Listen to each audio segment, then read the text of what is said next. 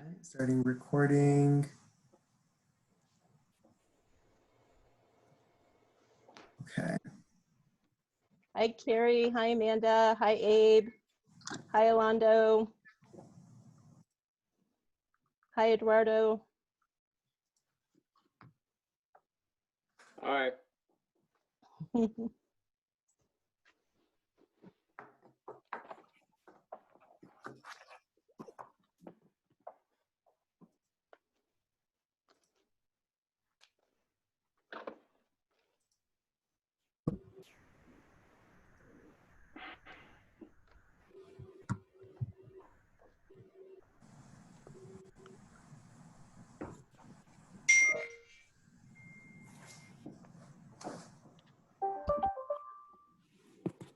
I think we're waiting for Diana, Ishmael, James, John, and Phil. Philip is joining by phone. I just admitted him. Got it. Okay, great. Hi, Hi, Lucinda. Hey, good evening. Yay. Hello. Hey, Joey. I get so happy seeing all these little boxes with everyone's face. It's really a good feeling. I like it.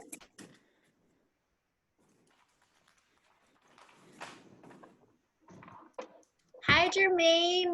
Nice to see you. We spoke earlier today. Hello.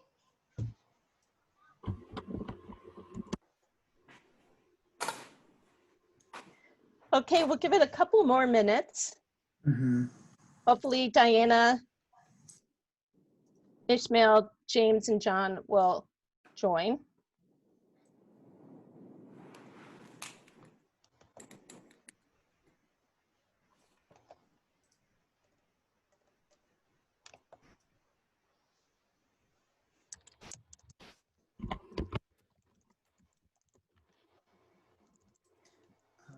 Just checking on Philip. Philip, are you able to, can we hear you? Do you want to mic test?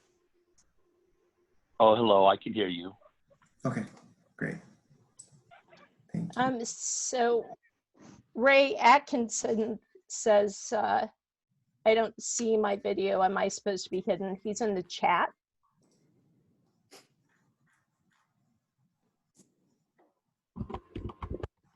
Okay, see him.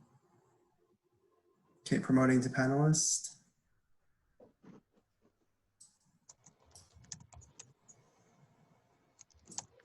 He is not one of our members.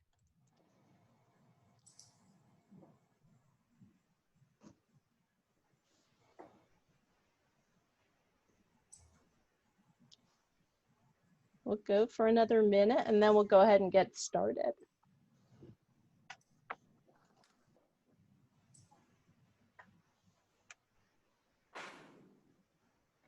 Joey, Jennifer Raby is also having trouble connecting. She doesn't have a link from the project team.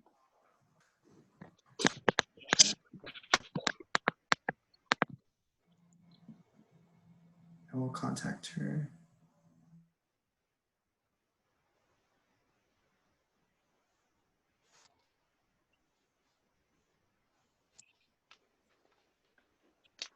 Okay, well, Joey works on that.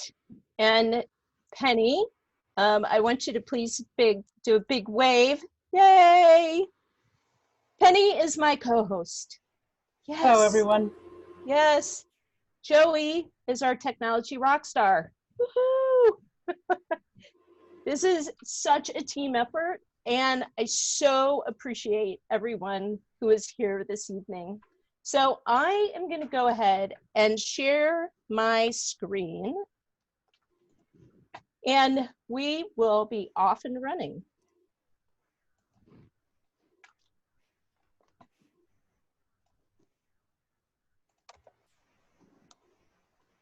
All right, are we all good? Can we see the screen? Thumbs up, pretty please. Beautiful. All right, well, welcome. Yay. to our Equity and Mobility Advisory Committee reception for the I-205 and I-5 toll projects. I'm Christine Moses. I am your facilitator for this process. And as you have just met, Penny and Joey. So we are here to make this all happen for you guys tonight. The purpose of tonight is for us to begin to get to know each other and begin our work as an equity and mobility advisory team.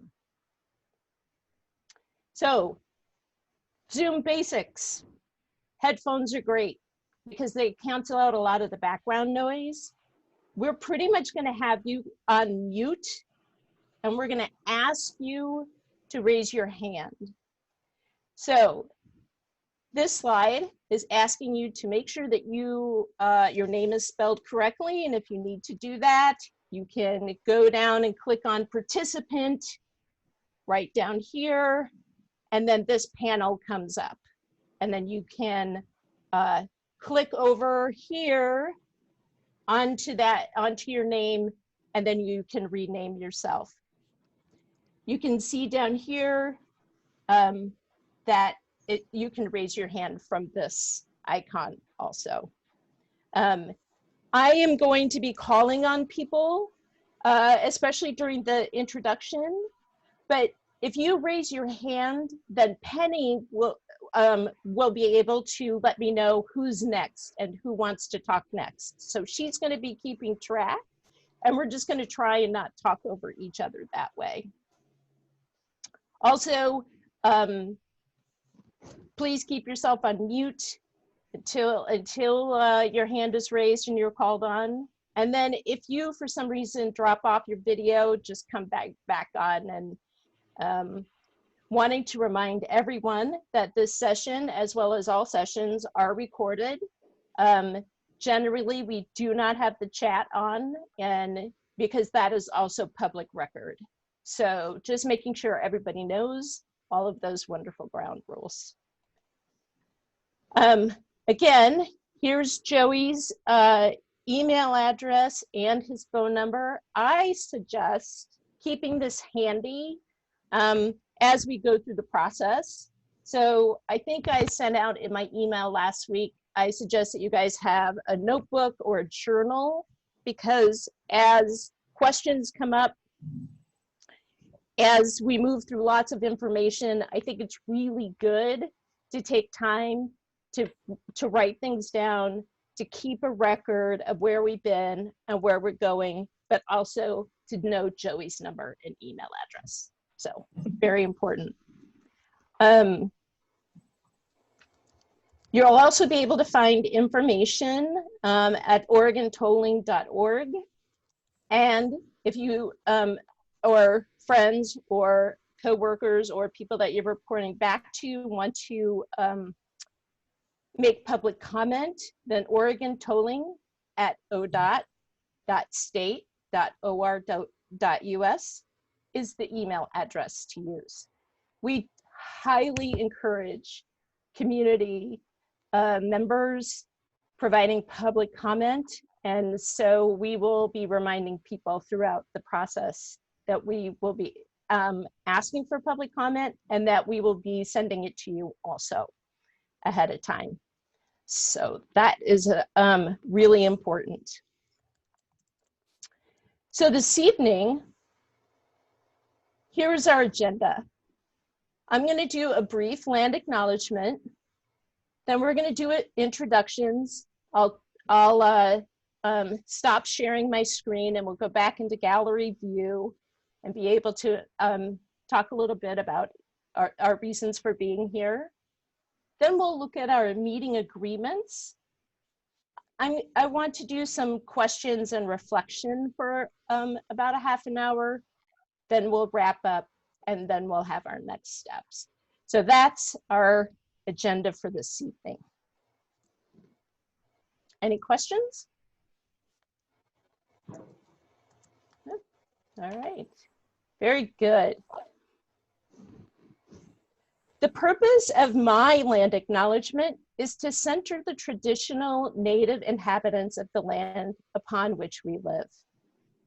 I want to respectfully acknowledge the Chinook, the Claxkanai, the Kalapuya, the Malala, the Tillamook, and the Siletz people who have stewarded this land throughout the generations. I pay my personal respects to their elders, past and present. So, introductions. Let's see who's in the room tonight. Can you please give us your name and the reason for participating on this committee? Each of you will have about 2 minutes to talk. Again, I am going to stop sharing my screen and put us all in gallery view. And then I'm also, when we get into that point, well, we'll just get there. So let me get out. Let me stop sharing. I'm gonna do this. And can I have a thumbs up with everyone being able to see each other in gallery view? Is that good? All right. So another thumbs up. Is it okay if I take a screenshot of all of us? Smile. Yes. We're a team. Yes. So come back, everybody, if you can. I would love to get a screenshot of screens 1 and 2. Thank you for this. Smile.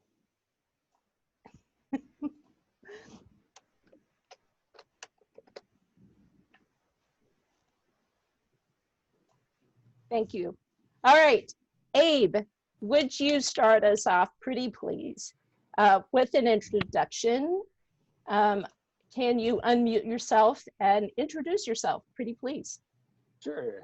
My name is Abe Moland. I'm the Health and Transportation Impact Planner with Clackamas County Public Health in the Department of Transportation and Development.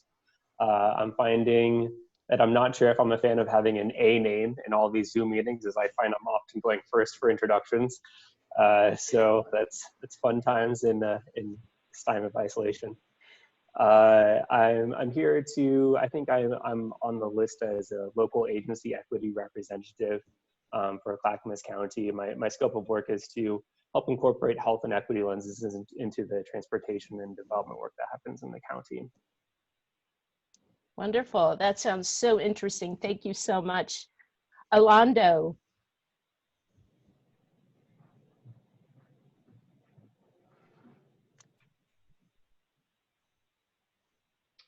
Hi, Welcome. everybody. Orlando Simpson, Oregon Transportation Commission, and I'm only here because I was asked to be here and begged to be here. Otherwise, I wouldn't be here. That's a joke. Got to take a little off the shoulders, guys. No, I actually spent a really long time co-chairing the value pricing committee. And so, and also was heavily involved in the hiring of the tolling director for ODOT, which is Lucinda Broussard. And so definitely was moved and intrigued and highly supportive of her taking the helm of that new role within ODOT. And I would, as I was echoing earlier in our commission meeting, letting folks know that the 3 most important things that came out of the value pricing committee, which was all designed to look at tolling as a result of House Bill 17 on I-5 and 205. And I believe right now we're looking at areas within north going all the way to Southwest Multnomah Boulevard on I-5. And then obviously the Abernathy Bridge over on 205 in that corridor and stretch of development that's in the works right now, but yet to obtain any funding. And the 3 items as a result of those conversations that people held near and dear to their heart that were going to be priorities and areas of focus as we move forward into tolling or congestion pricing or value pricing, however you want to provide a definition to it. It's pricing the use of the system, just because of the old school model of gas taxing is not going to be sustainable revenue model for the future, giving efficiencies and alternative fuel options that people now have. But sorry to get off track, but the three things were transit options. That was one big element. And I see I got Mr. Gardner on here, so I think he's going to be very instrumental and very important to a lot of the things we do, because we see TriMet as a really important partner in a lot of the efforts that we're pursuing to try to minimize greenhouse gas emissions and provide different modes of transportation. So that's a big one, and I'm highly supportive of that. The other area was safety concerns related to diversion. And so obviously folks are always going to look for ways to get around paying something. I mean, I do myself. I'm always going to look for the cheapest price. So if anybody's going to look for alternative ways to get around the region and avoid a toll, that's going to obviously create diversion on the city streets. And so there's a safety concern attributed to that. And so that was the main emphasis and focus that came out of the group. And then lastly, which is going to be a lot of the work I would assume this group is going to partake in, was equity, ensuring that the system's not unintentionally creating additional barriers for underserved communities, or even people that, you know, are outside of the metro region. I saw Dwight in here, and I know he represents areas, and I know there's folks that are from Clackamas County and other areas around the region, but those areas that are outside the urban growth band are going to be really important, because we don't want to unintentionally create this bubble of incentive and opportunity for those that live within that bubble. However, create hurdles and barriers for those that have to live outside of the bubble, primarily because of affordability issues that we see in the metropolitan region. So those are really big areas of focus that came as a result of the conversation. It was heavily publicly involved, and it was a very intriguing process. But I just wanted to give a little bit of a backdrop to that, so folks can know what the history is leading up to this, if you didn't know. And I'm excited to work along all of you guys and fulfill the tasks that have been directed of us. Thank you. Thank you so much for that. I really appreciate it. Amanda.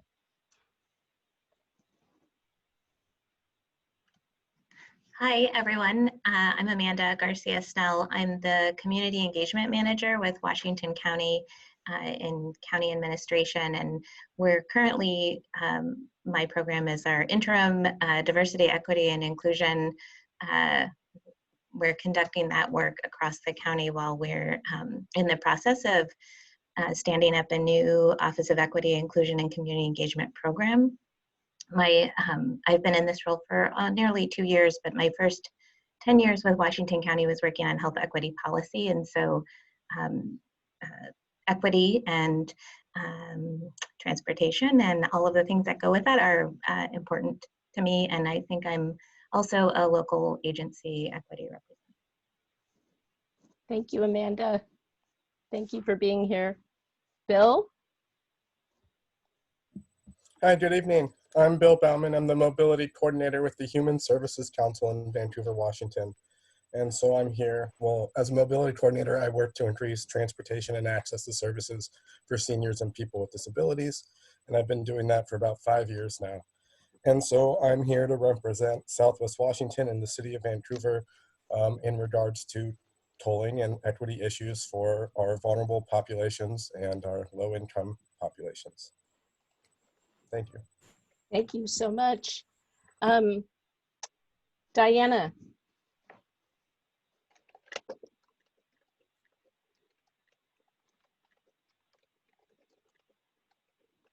Hello, can you hear me? Yes. Okay, excellent. So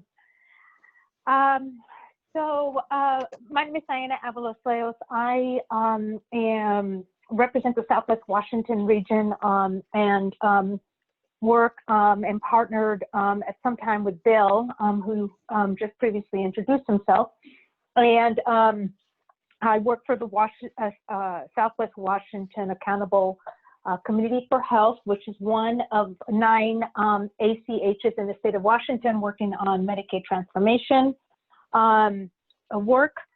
And I have been a resident of Southwest Washington for almost 25 years, and I am deeply involved with community advocacy and equity work in partnership with other BIPOC organizations in the Southwest Washington region, the NAACP of Vancouver, the League of Latin American Citizens, and other groups that we work we work collectively, and we to address issues in the community in terms of equity and access to resources and information, and address disparities. And in recent COVID situation that we're all experiencing, working with agencies across the region in terms of accessibility and equity issues that are hitting our communities of color quite hard in the effects of, in the light of COVID. I also was involved early on, maybe, I don't know, 20 years ago, when the CDRC was looking into the Columbia River crossing and exploring, the replacement of that bridge. So certainly not new to this work, but certainly excited to be part of this work. And I was recommended by the City of Vancouver and other partners to be part of this work group. So thank you for the opportunity to participate. Thank you so much, Diana. That's wonderful. Dr. Phillip. Yes, good evening, everyone. Nice to see everyone and meet everyone. My name is Philip Wu. I'm a retired physician, pediatrician from Kaiser Permanente. Transportation and health has been a long-standing area of interest for me. I guess my formal role on this committee is to act as a liaison back to the Region 1 Act. But aside from that formal role, I have affiliations with a couple of organizations in the community. For example, Outside In, which has a new East County facility in the process of being completed. And for that agency, transportation options and things like tolling and congestion pricing would have a potentially significant impact. My other affiliation is with Oregon Environmental Council, for whom the environmental impact of anything that could happen as a result of congestion pricing and tolling would also be of interest. I think from my perspective, I'm really wanting to focus on making sure that whatever happens as a result of tolling and congestion pricing ultimately ends up benefiting communities that are impacted by it, and also that there's some significant element of behavior change. In other words, congestion pricing is and should be an incentive to seek out other options for transportation other than driving your car. So happy to be a part of this process. Thank you so much. Dwight? Yes, good evening. Dwight Brashear. I am the Transit Director for the South Metro Area Regional Transit, which is the second largest public transit provider in the Tri-County area, behind TriNet, obviously. Wow, I've been passionate about equity and mobility for about 35 years now of my career. And this career has taken me literally all over the world. And I've had the opportunity to see firsthand what inequity and a lack of mobility does to individuals, what it does to communities.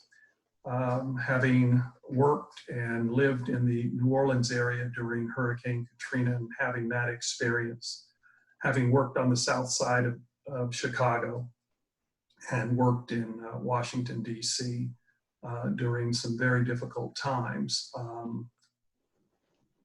I hope that those experiences will enabled me to help this committee with its charge. I think we're, all kind of curious about, exactly what our mission is, and I think that'll become increasingly more clear as we move forward. But in the end, it matters not, how many times we come together and how many times we complement each other if the work that we are charged with doing doesn't have the impact and lasting impact that it is supposed to have on the folks that we seek to help. And I think there are a lot of folks out there that need help.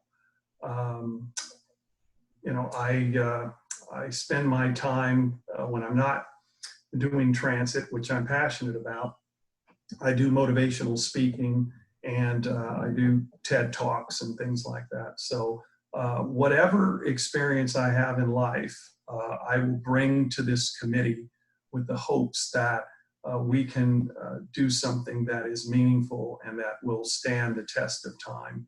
Because if we don't do that, then in my opinion, and it's a humble one, it's not worth doing. So I'm willing to roll my sleeves up and do whatever it takes to have that impact on the lives of others, which is the most important thing, at least to me.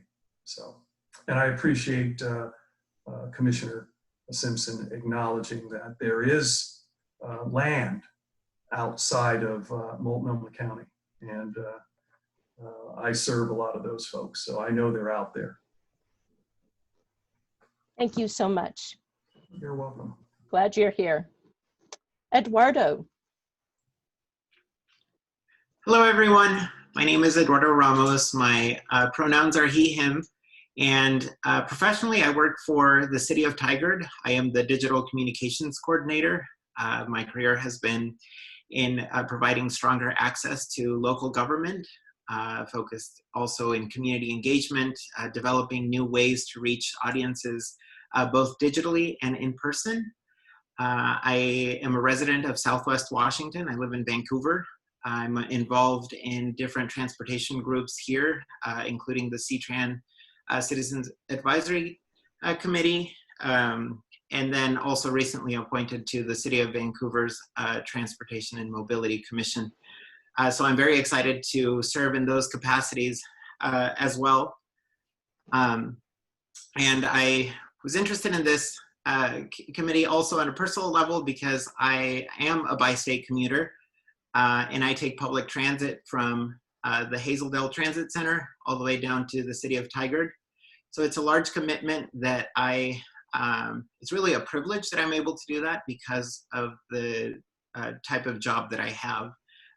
But I also recognize at the same time through other jobs that I've held, the transportation can even decide where you are able to work. So I look forward to meeting everyone in person one day, and thank you for having me. Thank you so much. Fabian. Hi, everyone. My name is Fabian, and I work for Causa, Oregon, and as a census equity manager. A little bit about Causa. Causa works to improve the lives of Latinx immigrants and their families through advocacy, coalition building, leadership development, and a lot of organizing on the ground. And the reason why I'm here is because I know that transportation equity is very difficult to evaluate. And the way that I see it too is we need to focus on involving the public and also looking at the people who will be affected by it the most.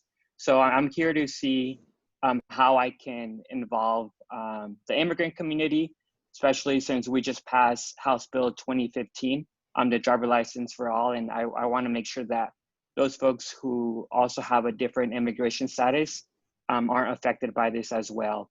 But yeah, I'm happy to learn and happy to meet everyone. Thank you so much. Jermaine. Hello, everyone. I'm Jermaine Flintroy with Beyond Black. I'm a community organizer. Thank you guys for having me here. I'm here to learn and also relate information back to the community, as we do know that we'll be representing the most vulnerable community, and sometimes the most vulnerable community do not have the seat at the table, and necessarily really ask some honest and open questions so I can relate the truth back to the community and allow them to know necessarily the things that we're doing. I want to make sure not only I have a voice, I want to make sure I'm getting the true answers and necessary.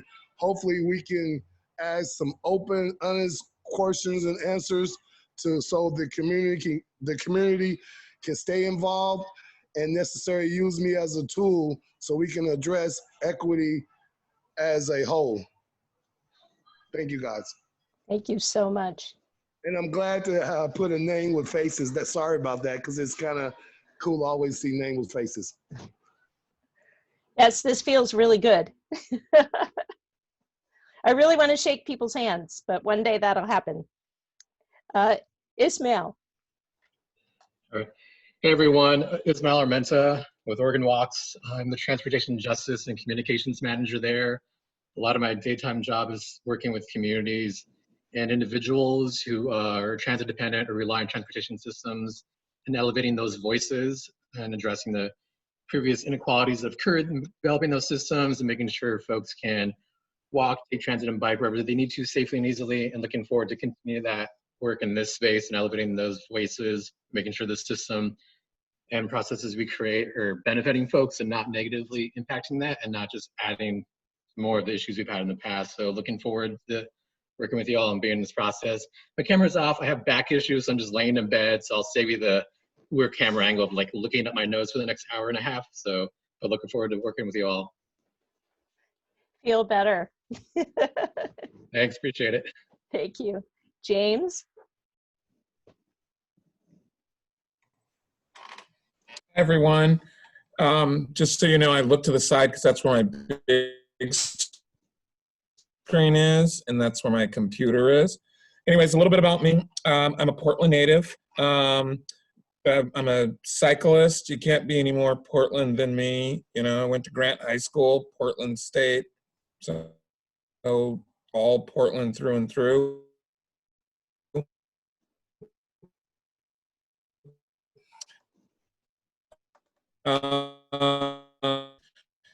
Day job, I am a small business owner with the city and the transit problems we're faced with. The reason why I agreed to engage with this group here is because I am passionate about transportation. I also serve on the board for the Frog Ferry system, which we're trying to bring to the city. My role on that is community engagement, because I think community engagement and community involvement is extremely important as we look at how we build Portland forward. You know, when we look back and we see how we had little or no community engagement, and Portland has been successful, but I don't think that that's the type of success that we'll see in the future by going that route. And so I really think that groups like this, where we have the opportunity to bring the voices of the community together in a forum like this, where we're able to talk openly and freely and share our opinions, I think that that is kind of the new way. And I think that's the way forward, because my goal is that I want to leave a legacy here in Portland stronger, more than just the city. I mean, I think it's actually much more the region, as I hear a lot of you from, you know, Washington County, Clark County, and Clackamas County I haven't heard yet, but you know, because it really is much more about how we're going to build the region. And I think that when it comes to moving people and money, that's at the heart of it. And so adding this is going to be paramount for our success. So I'm really excited to get to know a lot of you more. I know a lot of people on here, and it's great to see you. And I think we have, what is it, a year and a half of working together, so it's going to be fun. Thank you so much, James. Thank you for that. John. Oh, I didn't track the year and a half part. I was like, wait, what? Good evening, everybody. My name is John Gardner. I direct Transit Equity, Inclusion, and Community Affairs for TriMet. In that role, I oversee TriMet's Title VI and Civil Rights Program, our DBE and minority contracting efforts, our new low-income fare program, our language access plan, and community affairs and community engagement. I'm excited about this conversation. I mean, I think it's one of many that have been sort of happening or on the horizon for a few years. But really, I'm really concerned about the potential shared impact on income residents of our communities and the disproportionate burden for people of color and what this project or this process will lead to. So just being a progressive voice and helping sort of make sure that conversation is considered of those communities. But it's exciting to put a lot of faces with names and meet a lot of new people as well. So thank you for bringing us together. Thank you, John. Carrie. Good evening. My name is Kari Schlosshauer, and I use she and they pronouns. I am the senior policy manager for a nonprofit organization called the Safe Routes Partnership.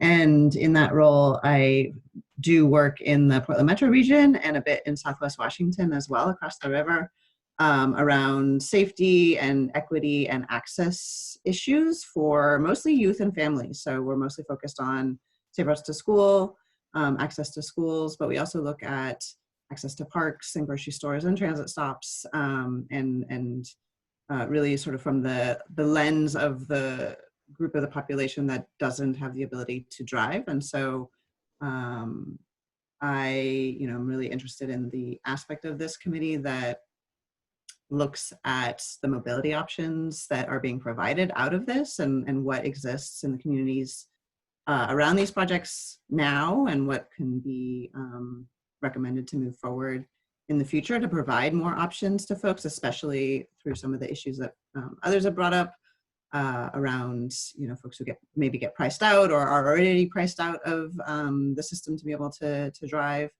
and the impact that has, being able to provide more options to everyone in our community. And I think that the piece that was mentioned earlier also about diversion is one that really is incredibly important to me, having worked in a lot of the schools around these project areas. There are a lot of schools in these corridors, and they're already having the impact of being near a highway. And so really wanting to look at what that looks like for how diversion ends up happening from these congestion pricing projects. Really, really excited to see a lot of faces here that I already know, folks from across the river and people that I haven't seen in years, and a lot of new faces as well. So it's great to put a lot of faces on these names, and I'm looking forward to the work together. Thanks. Thank you, Kari. Really appreciate that. Michael. Hello, everyone. My name is Michael Espinosa. I am a transportation demand management specialist at the Portland Bureau of Transportation. And so that means I work on programs that manage transportation demand. So a lot of that is through programming that connects Portlanders to mobility options. And I'm on the project management team for our pricing options for equitable mobility, which is convening a monthly community task force. And they have been digging into equity and what that means, or what that could mean for pricing in the region and in Portland.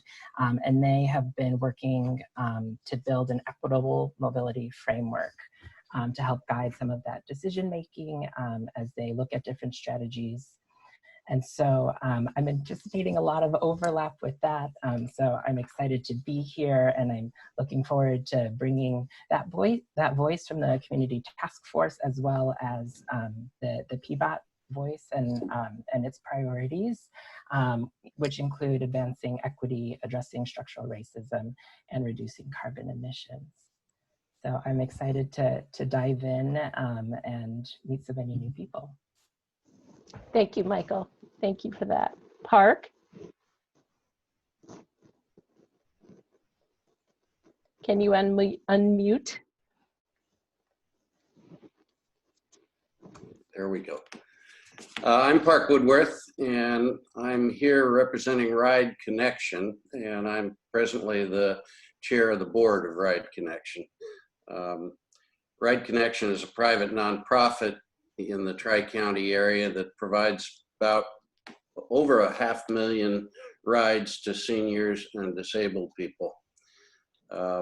I'm retired now, but my background, I worked 16 years at TriMet, most of that managing the paratransit program for disabled people who couldn't ride the regular bus system. And then I went up to King County Metro in Seattle, a transit agency in the Seattle region, and managed paratransit, a 3-state carpool matching program, and 1,300 van pools at the time I left. I also was on the value pricing committee that was mentioned earlier.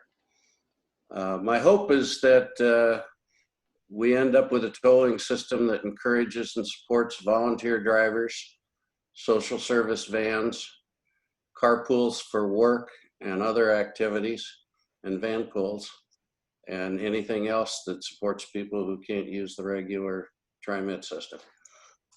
Thank you. Thank you, Park. Really appreciate that. Phil Titzler.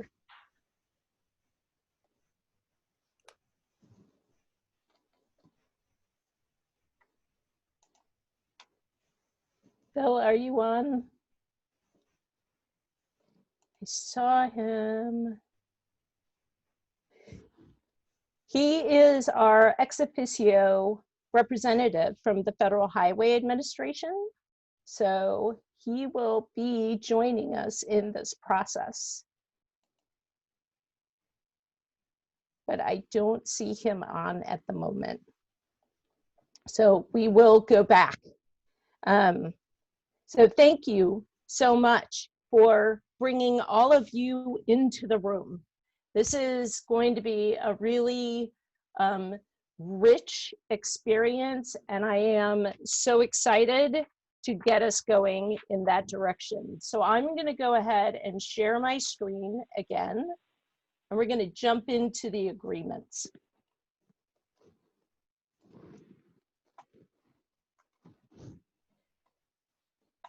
Christine? Yes. I see Phil. Oh, very good. I'll jump out. Yeah, I can do that. Oh, hello there. Hi, Phil. Oh, hello there. Really appreciate being here tonight. And my name is Phil Ditzler. I'm with the Federal Highway Administration. And first of all, I want to say nice job to the project team for getting us all connected. Quite an accomplishment there. And then secondly, I want to thank ODOT for advancing this important discussion in these challenging times. So thank you to ODOT as well. My reason for participating on the committee is really to represent FHWA in support of ODOT and Oregon in this project, and then really in support of all of the members of the committee. Support you in the discussions as a resource for information and perspective. You know, I very much look forward to working with all of you and getting to know each of you, and just look forward to the discussion. So that's all I had. Thank you.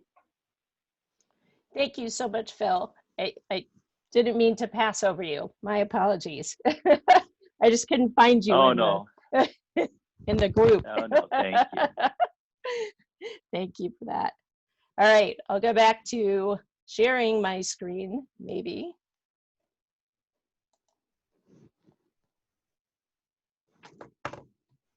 Possibly.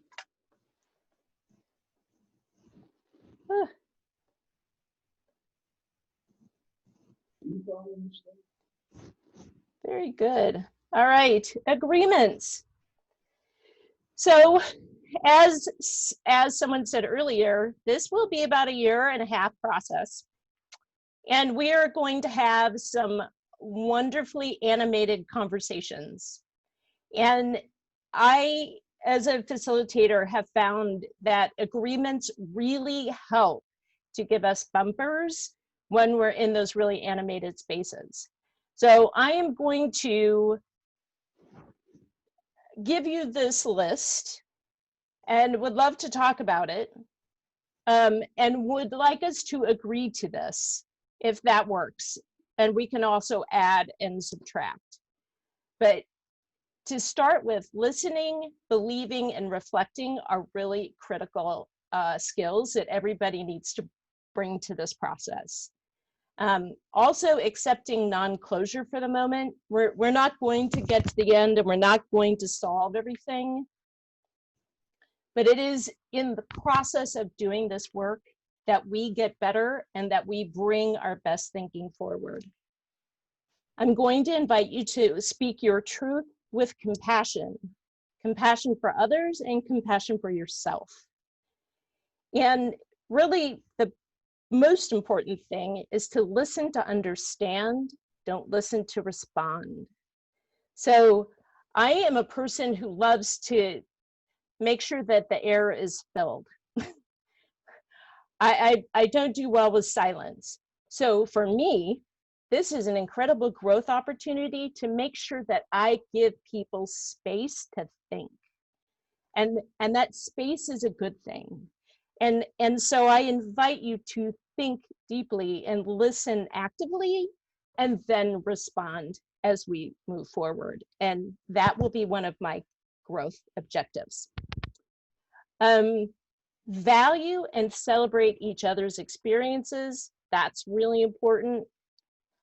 And I also believe that if we can open our hearts and our minds, then we can explore all sorts of different possibilities.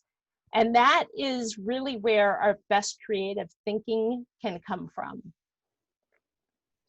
I invite you to take space and then to make space. Be concise in what you're trying to get across. And again, that goes back to me making sure that people have time to formulate their thoughts and then to be able to present them. And so that's on me. That's my responsibility. Be sure to attack the problem and not the person. And disagreement, frustration, and different opinions are acknowledged, explored, and addressed. And actually, it's okay to be in conflict and disagreement around those ideas. Please raise your hand if you have anything that you want to add or take away. Penny will be watching. She'll let me know if anybody wants to chime in. And I invite you to take a look again and see what you think.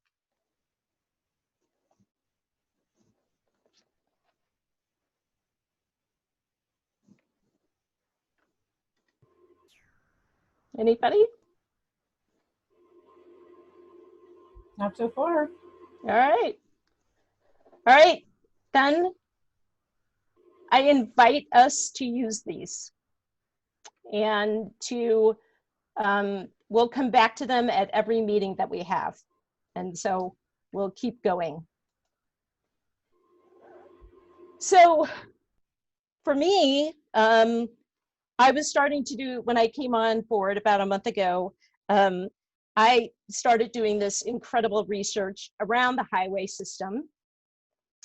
I had no idea that it was part of the National Defense and Interstate Highway Act of 1956 that actually began to create all of this, and that it was a $25 billion project between 1957 and 1969. 41,000 miles of national highway system have were constructed. I think I have, let's see, I've driven across the country 5 times between Connecticut and Oregon, and then Texas and Oregon. So I've put some miles on the car, and every time I get on the highway, I'll tell you, I'm so grateful that it only takes me 3.5 days to get across the country instead of weeks. And that actually all of these highways were funded through gas taxes.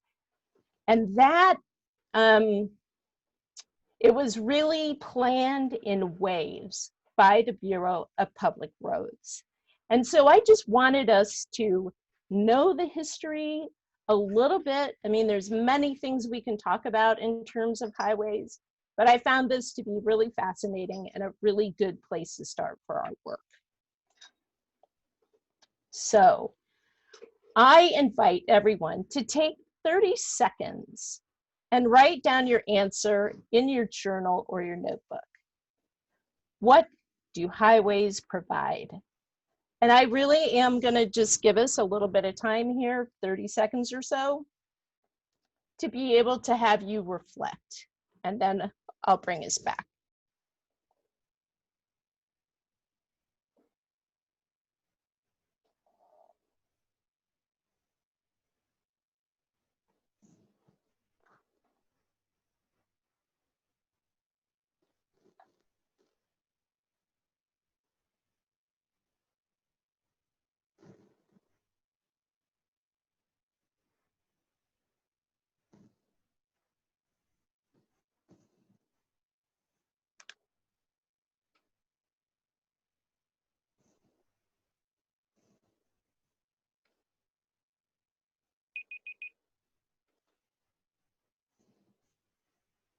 Okay, so I would love to have this conversation. What do highways provide? I think we don't have to raise hands. I think we can just go ahead and unmute. Would love for people to jump in and let's start this conversation.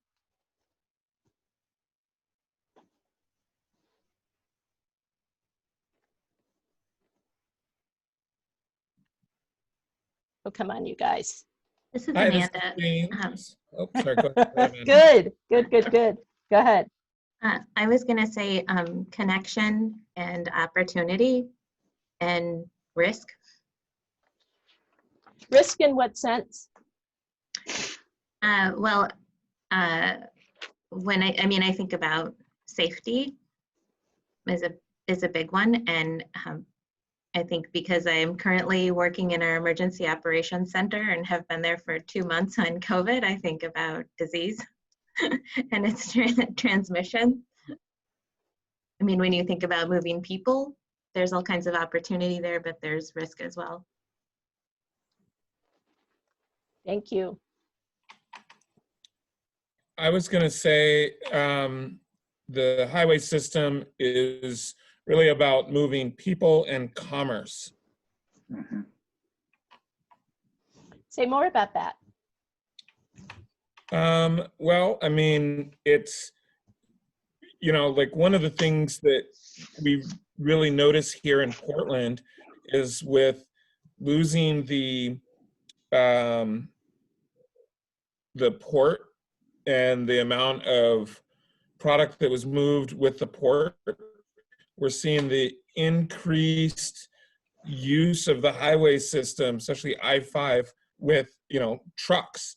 And you know, the number of, you know, 18-wheelers, if you would, that you see on the highways is, you know, it's grown significantly, and that's commerce. It's like, that's what's moving all of everyone's Amazon and whatever online orders, as well as stocking all of the stores. It's all through those trucks. If we didn't have the highway system we have, there's no way that you could have the distribution of materials that we have now. I mean, anywhere across the country, you can get fresh fruit any time of the year, just because we have such a great highway system. In the city of Portland, more specifically, you know, that's also part of the problem, just because there's so many people wanting to use this system, whether it's for commerce or whether it's people movement, much like, I can't remember who, you know, that's a long ways. So that's what I was talking about. Thank you, James. Thank you so much. Any other thoughts around this? This is, oh, sorry, go ahead. Thank you. Sorry. So this is Bill. Wrote down a couple things, but one of the ones that really struck me is sort of new perspectives. And what I mean by that is if you've ever had the opportunity to drive cross country, you're not going to make it to your destination in a single day, and you're going to stop places along the way, and you're going to see life that's different from your sector of the woods or your part of the country. And it just sort of opens everything up. It gets you out of your little bubble and you experience America for what it is. That's probably a little bit of a grandiose answer, but it's the one I'm going with. And you're sticking with it. Good deal. Anyone else? This is Dwight. Yes. I wrote down one word, and that word is freedom. And I think about Shakespeare's Othello, where he said, "Who steals my purse steals trash, but he who robs from me my freedom takes that away from me that not enriches him, but makes me poor indeed." And so I think it's freedom, it's connectivity. You know, I'm a transit guy, and I wish everybody would use transit, but transit doesn't work if the roads and the highways aren't there and maintained. So I'm not a hypocrite about it. And so, yeah, I think it's freedom for, you know, for everyone that has the desire to travel the roads. And yeah, I think that's, you know, I didn't want to get too deep on it, but that's what I thought. Now, this is Phil. I think I would second what James had said a little earlier, that I think the two primary motivations or benefits of the highway system are, number one, to connect people and communities, and number two, to promote commerce. In fact, I would probably venture to say that when the interstate highway system was first created, its actual primary purpose was, in fact, to move freight. And I think it's after that when it became more of a venue for the transportation and movement and connection of people.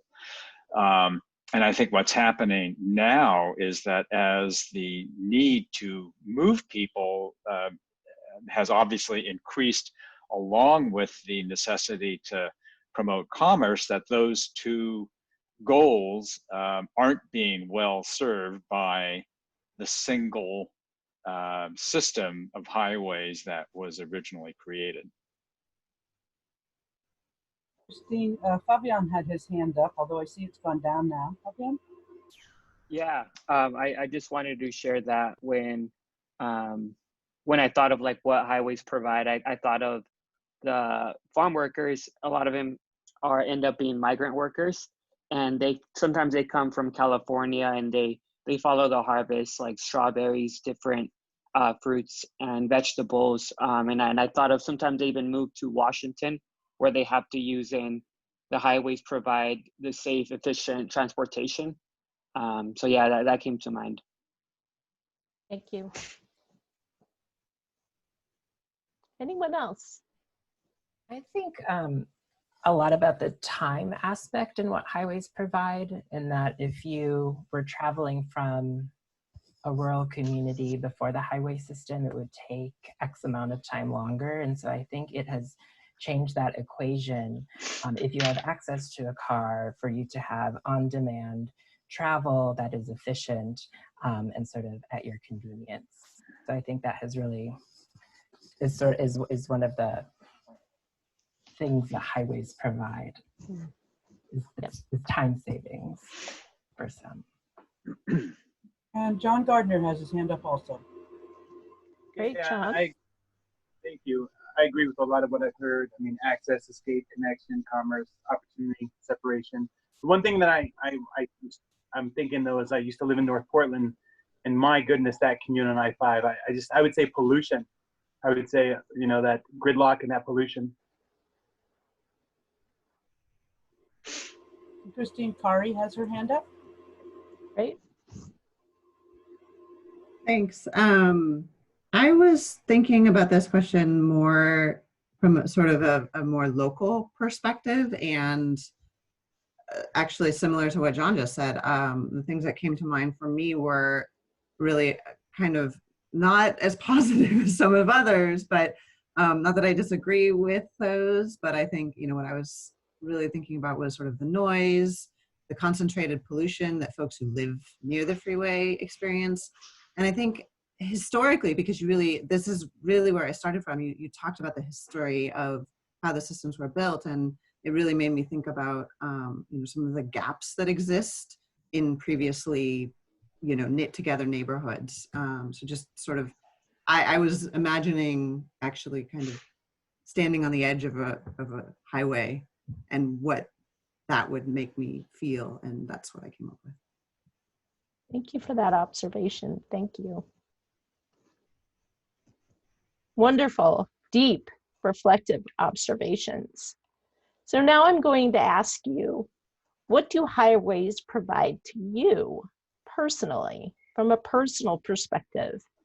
So I'm going to give you, everybody, 30 seconds to write in your journal and be reflective.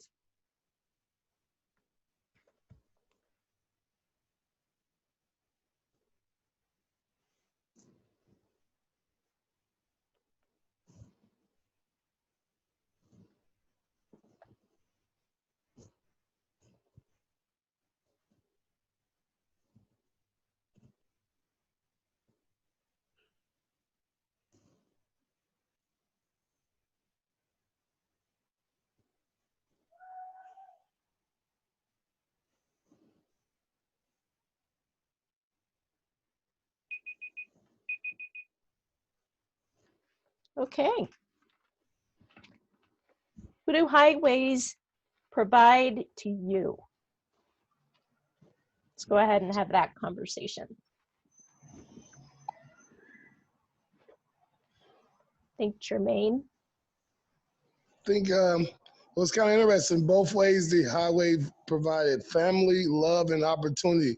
But when the second part, I only left for the family and the love, because due to my son living in Washington, and that's the love, I had no other choice but get on the highway and provide that love that I had to take for the last, especially 7, 8 years when he was younger. So it was just not now. It doesn't provide opportunities. Mm-hmm. Yes. Phil has his hand up. Great. Yes. Well, in theory, highways provide me with some efficiency and speed. However, that's becoming less and less and less the case. And I think my more universal experience is more one of frustration, anxiety, and even a little fear. So those aren't necessarily, well, in fact, they are not positive attributes. Tell me more about the anxiety and fear. Well, I think it's, you know, it's a combination of the congestion. It's also related to what I perceive as the quote quality unquote of driving that's demonstrated by many individuals on the road. You know, and so that sort of leads to the safety issue, which I think is decidedly negative at this point. Thank you for that. Clark. You need to unmute, Clark. There you go. Yes, I see it as highways expand or contract my world. Anything I want to do, whether it's to visit a friend or go to the beach or whatever, I kind of allocate. I'm only willing to allocate this much time for it. And if the highway can expand how far I can go out within that time, or it can contract it. So it kind of affects what world I'm going to live in.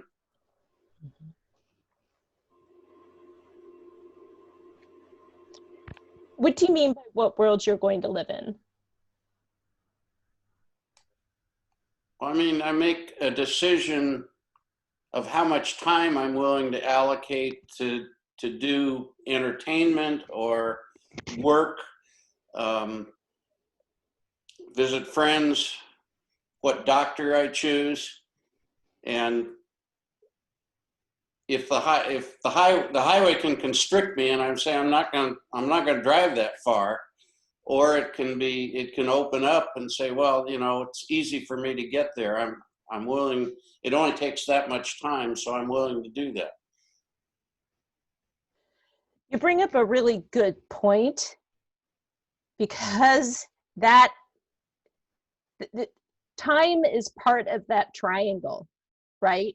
Of where we're trying to go to, where we are, and how long we're going to get there. And highways play a major role in being able to assess that triangle of opportunity.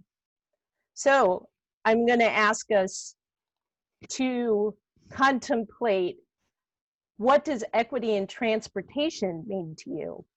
I'd like you to take, again, 30 seconds and let's journal this and then have a conversation about it, please.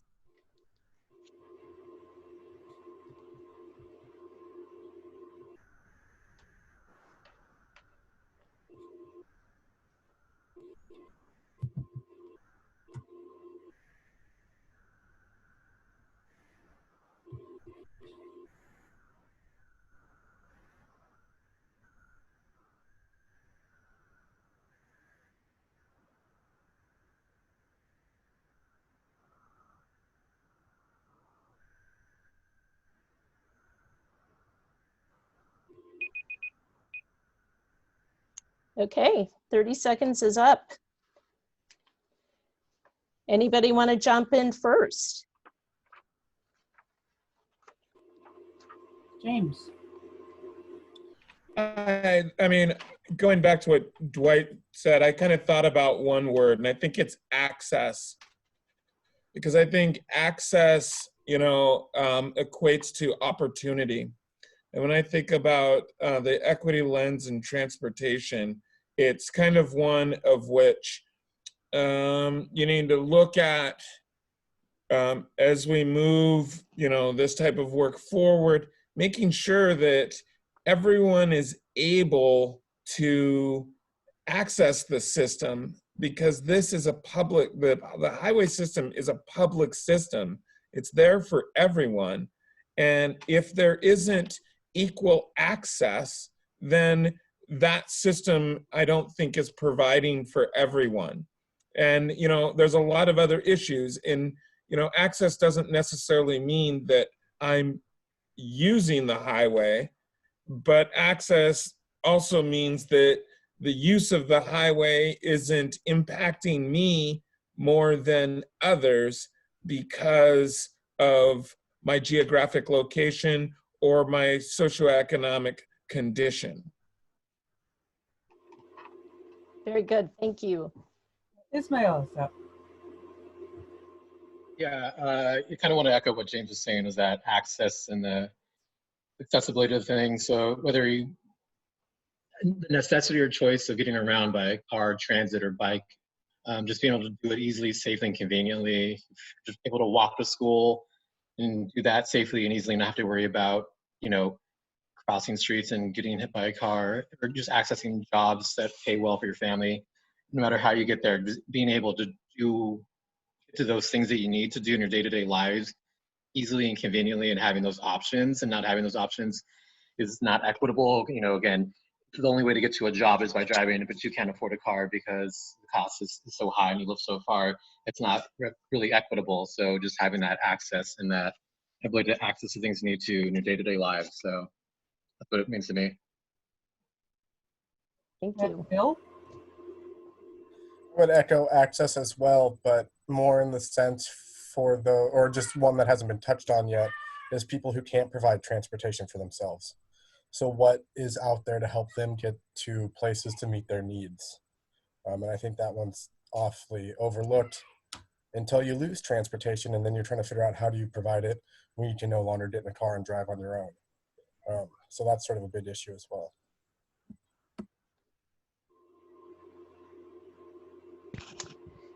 Yeah, what about that three-sided thing? It's like where you live, where the job is, and then how you get there, right? I would love for us to explore that a bit.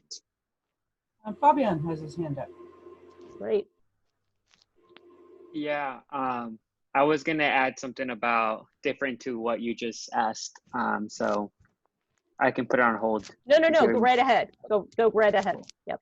Yeah, I was more thinking of equity in the vertical equity sense, where we want to include more the social class and immigration status, the low income status as well, and looking at what barriers is this tolling going to create.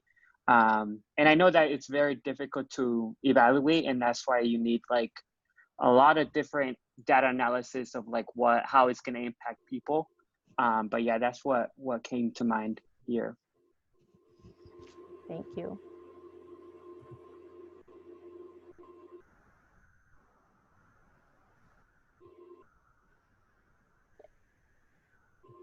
Anyone want to jump in on that consideration between jobs, housing, and transportation? I think, sorry, Go ahead, I didn't Amanda. raise my hand. That's okay. I'm just thinking, when I think about equity and transportation, the things that come to mind are like major change.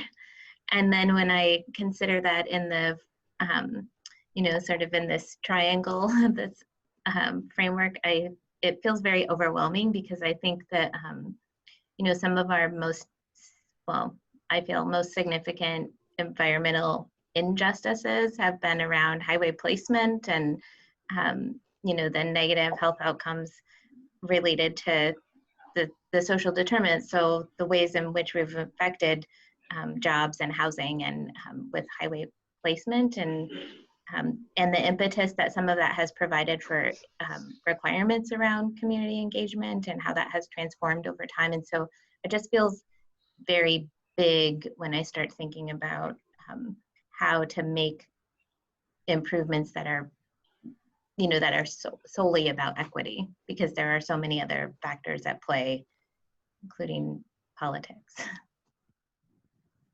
Thank you. Yes. Bill has his hand up. Yes. I think getting to that triangle framework that you were talking about or mentioning, I don't know if this is this connects with that, but to me, what jumps out is having choice. So I think many of us, when we think about getting to our jobs or getting to housing or getting to any particular kind of service that we might need or want, we have choices about how we're going to get there. And so if I can't drive, well, I can consider taking transit, or I consider hopping on my bike. If I can't do the other, then I have one of those other options to be able to utilize. But not everyone has those options. And so to me, equity in transportation also means having choices that one can utilize, as opposed to being limited to just one particular transportation method. Thank you. And Eduardo.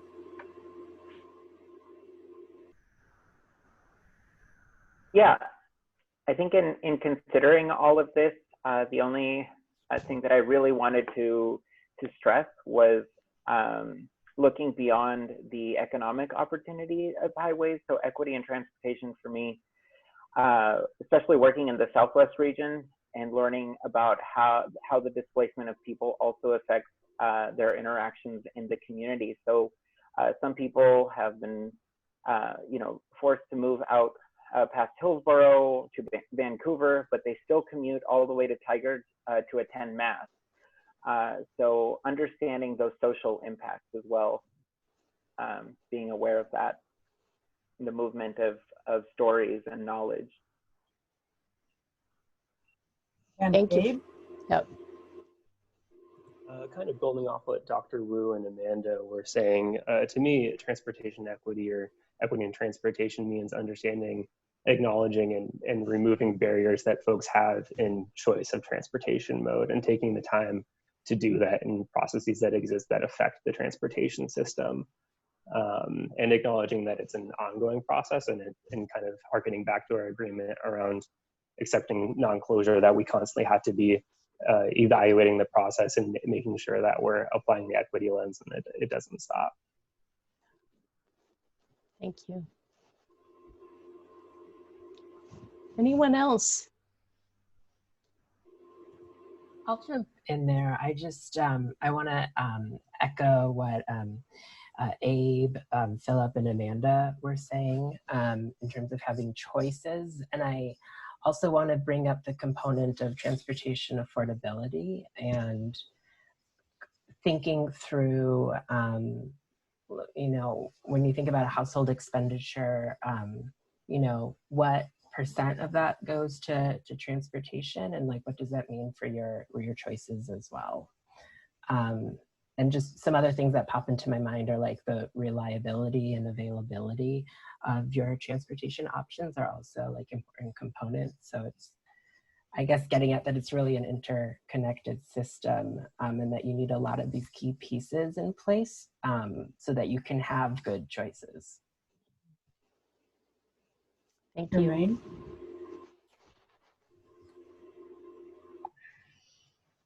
I guess for me, it would be making sure when we says choices, but sometimes I think we need to educate the community. So, because I think a lot of our community doesn't even recognize that they have choices, or what would be a better choice. Like when we got like social determinants, the freeways there, like I don't think people even realize they can have a choice or even represent it. So I think we have to make sure before we are implementing structures, giving people the opportunity so they can know this is going to take place. What other choice I have to make to this decision? Thank you. Thank you for that. Anyone else? These are all the things that we're going to be talking about. It's really exciting to have such an incredibly talented and passionate group of people on this journey. So I am thrilled based on the beginnings.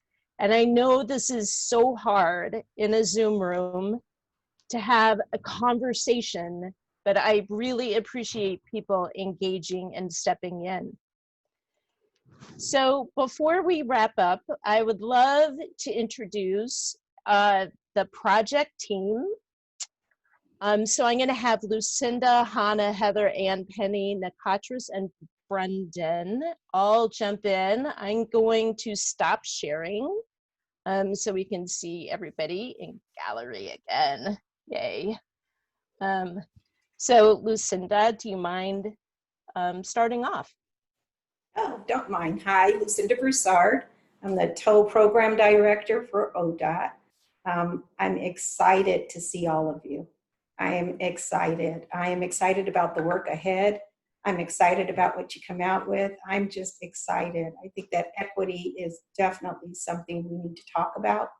And it needs to not just get talked about, but act upon.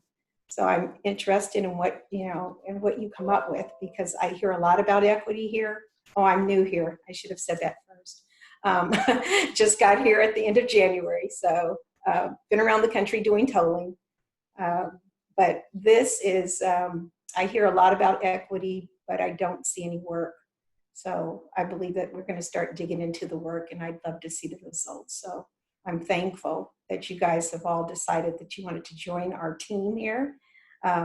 And really just use us as conduits. We're here for information, kind of like Phil Ditzler said. If you need something, we can provide. My team has been like awesome and getting all this together. So I appreciate all of them too. And thank you, Christine. My honor. Thank you, Lucinda. Hannah.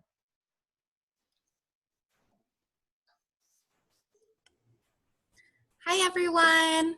name's Hannah Williams, Community Engagement Coordinator with ODOT for the toll program. And I have a big smile on my face because this is just incredible. We're so grateful for everyone's time and talent. There's so much experience and so many perspectives in all of these little boxes virtually. And it's just so exciting to have this tool for our projects. So I think as a community engagement coordinator, this work is so important to me, and like Lucinda said, this is a tool for us at ODOT to really figure out, like, you know, how tolling is going to work best for our region. And I find it so exciting that we have, you know, all of you guys right here, but then we also have all of these connections to go out into so many different communities across the region in Oregon and in Southwest Washington. So can't say it enough. Thank you for your time and your thoughts and for being with us. Thank you, Hannah. Heather. Hi, good evening. Thank you all so much for being here. I'm just humbled by everyone's perspective, and I'm really excited as we move through this process to hear from all of you. I'm the project manager for the consultant team, and my job here is to listen, to learn, and to bring information to you to help with the discussions. So thanks again for being here. I'm really appreciative.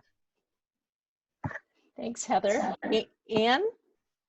Hi, everyone. My name is Anne Presentine. I have she, her pronouns. I am the consultant communications manager for the project. And I also want to echo my gratefulness, my appreciation, my excitement, along with the other members of the project team.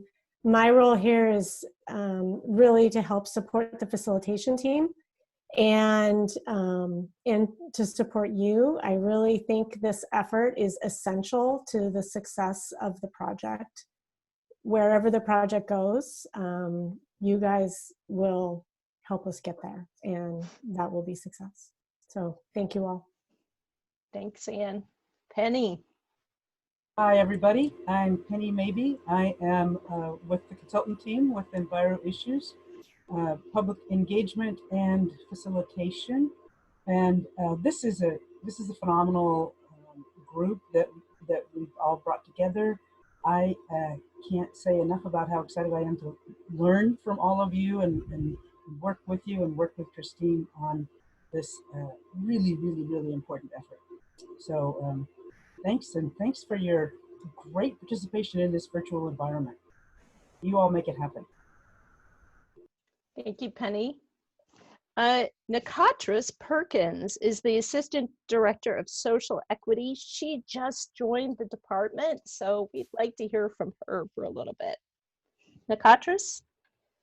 Hi, yeah, I don't have a whole lot to say. I just want to thank everybody for doing this. It's oftentimes that a lot of organizations, agencies, definitely do not operationalize equity and for sure don't institutionalize it. And so this is really a stepping stone to allowing ODOT to really take into consideration everybody that we serve and the impacts that planning, projects, and policy have on communities. And so I really appreciate you lending your voice to ensuring that the projects that we are a part of and investments we make in communities really do benefit those who live there, work there, and play there. So I really appreciate all of you for just being on this call and taking on this really heavy lift for us. Great, thanks. Thank you so much. And then Penny, is Brendan here? Brendan Finn?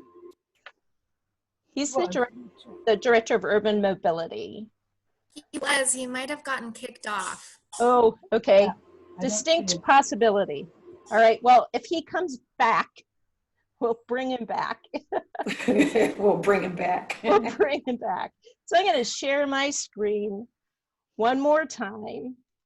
So just one more thing, Christine. Yes. I think I heard maybe multiple times about a 1.5 year engagement. Yes. The engagement will be almost closer to 2 years. Beautiful. That makes a difference for folks. It's definitely over 18 months. It's definitely over 18 months. So it's okay.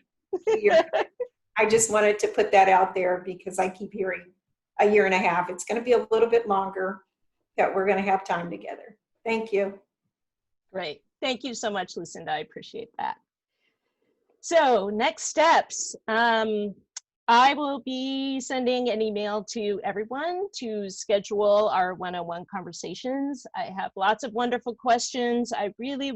It's for me, but it is also for all of us to be able to understand our perspectives. So I will be sending that out at the beginning of next week. And I hope over the next month that we'll be able to schedule those meetings. Our next meeting is going to be June 29th at 5:30 p.m.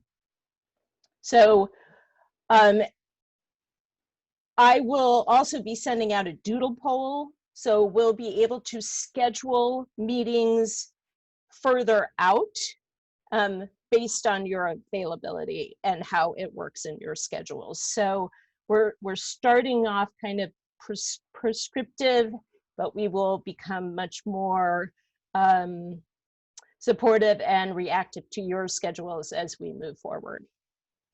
I also propose that we will be reviewing and discussing the charter at our next meeting in June, and that we will have a project background briefing. So we'll be able to be on the same page, have that similar experience and similar information, and then be able to really move forward with getting tons of other information also. So any questions at this point before we say goodbye?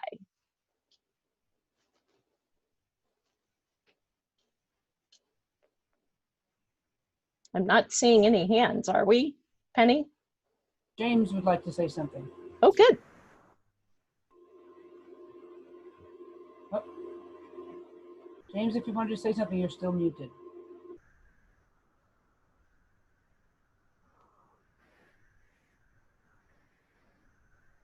James, were you asking to say something, or were you just waving goodbye? I think he was waving goodbye. Okay, my mistake. Okay. We can all wave goodbye then. Thank you. We appreciate it. Thank you so much for this evening. We'll see you in a month. Thank you. Take care. Bye, everyone. Thank you.